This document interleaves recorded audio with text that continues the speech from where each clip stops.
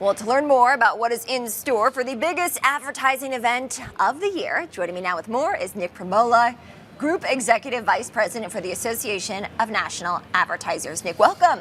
Welcome. Thank you. Thanks for having me. Great to have you. Big game, less than a week away at this point. Yeah. Is the money worth it? $8 million on average per 30-second spot.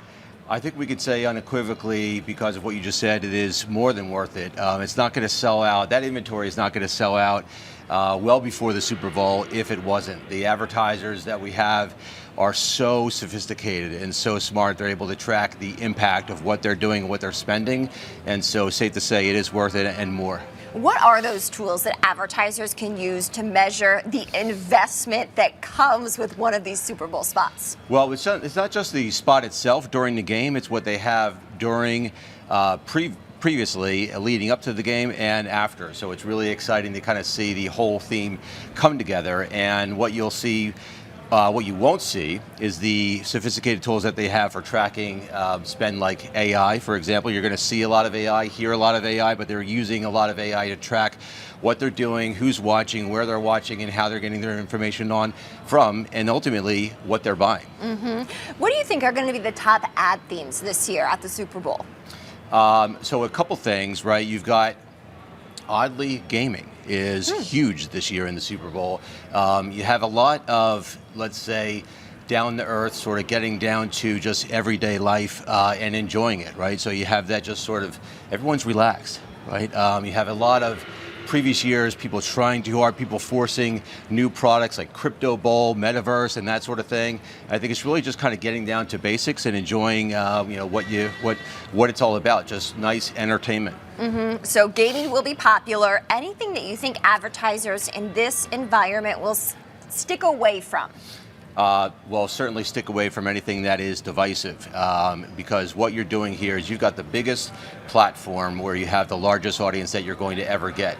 And this audience is unlike any other audience because they're tuned in for the ads. Many of them are going to be talking about the ads well after the Super Bowl, many of them more than the game itself. And so that's unprecedented. And so what you want to do is be as appealing to as many people as possible. You're going to have multi-generational, audiences on the same couch, grandparents, parents, and kids all watching the same thing. So you have to appeal to that broad audience as possible. So you really want to stay away from anything that's a little bit too quirky, controversy. You're not going to see a lot of fly-by-night sort of companies. You're going to see a lot of smarts and intelligence that went into this and making it the biggest opportunity for growing the market, not just stealing share, but growing the markets. When does the planning start for these 30-second spots, and when are the dollars actually committed?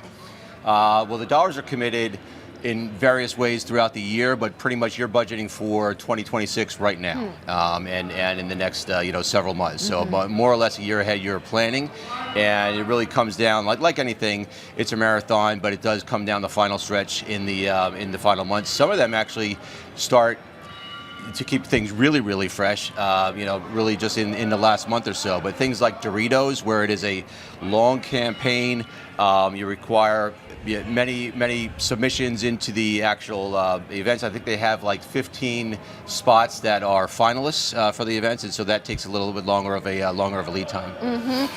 Does it change the game, the matchup, in terms of what these advertisers can get, the bang for their buck, knowing that the Chiefs, it could be a three-peat Super Bowl?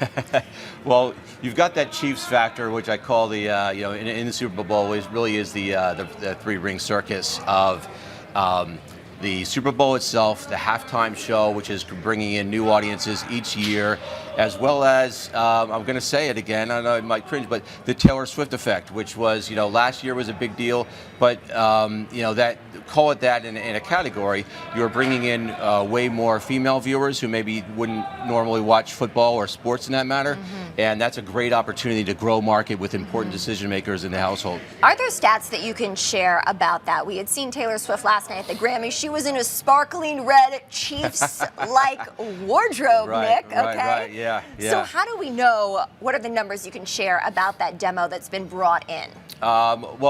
It's safe to say you can tell by the advertisers. I don't have these specific numbers of new female audiences or not, but the advertisers that you're bringing in are attracting and moving towards that female audience. And so that's a big extension for the NFL, because what does the NFL do then? It has flag football for women. It's extending its markets internationally. And so that's a big play for the NFL, which is really, really smart. And the more they can do to kind of extend that audience and extend the advertising base, they're really nailing it. When it comes to ad dollars, is there anything that even pales in comparison to the Super Bowl?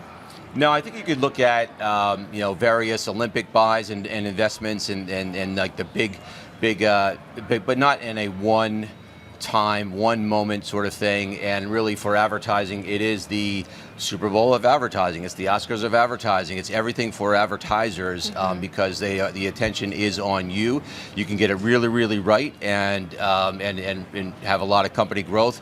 Or, you've seen in the past some missteps, and getting it wrong has a lot of consequences as well. So there's a lot riding on this game. Any new names you expect to hit the advertisements this Super Bowl?